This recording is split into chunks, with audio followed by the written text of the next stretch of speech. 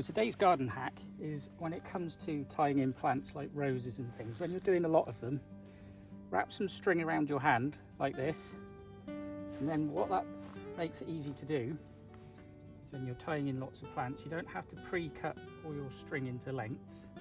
You just make a knot so you're still attached to your hand. Bring the plant in, spiky little buggers, and then you simply go, well, how I do it, I go around the string, back up through, spiky again, not too tight, and around again, just like that, and just to be neat, then trim it off. Simple as that. Bring you in for a close-up. So strapped to the hand like that. The great thing about this is it doesn't impede you in any way. You can still use your snips, or you've still got your hand free. Great little tip. So again, we'll just pull off a bit of string. We'll go back behind the wire like so. I'm sure this is in shot. There we are, we're locked on.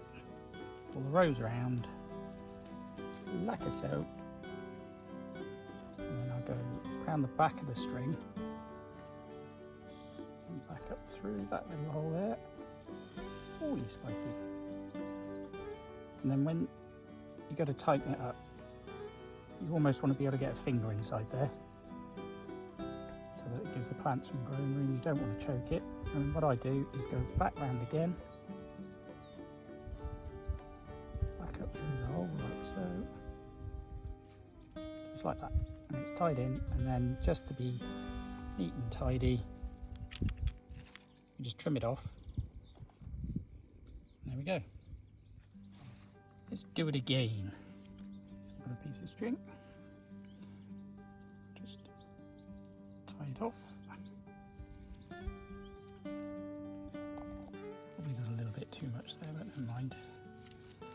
Feed this rose through. This is a rose called Albertine, just in case anybody's wondering. Perhaps include a snazzy shot of the rose pergola after this. And we go to tighten in. Again, not too tight, you can see. Then we go back round again.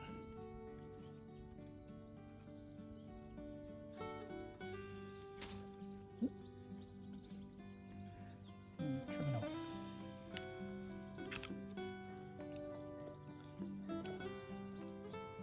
And what that's doing, the way we tie that knot there, just to say, is there's a separation between the wire and the rose, so it's not going to rub up against the wire. You can see that will hold that nice and firmly in position. Job's a good one. In a couple of weeks and we'll probably have to come back and do it again.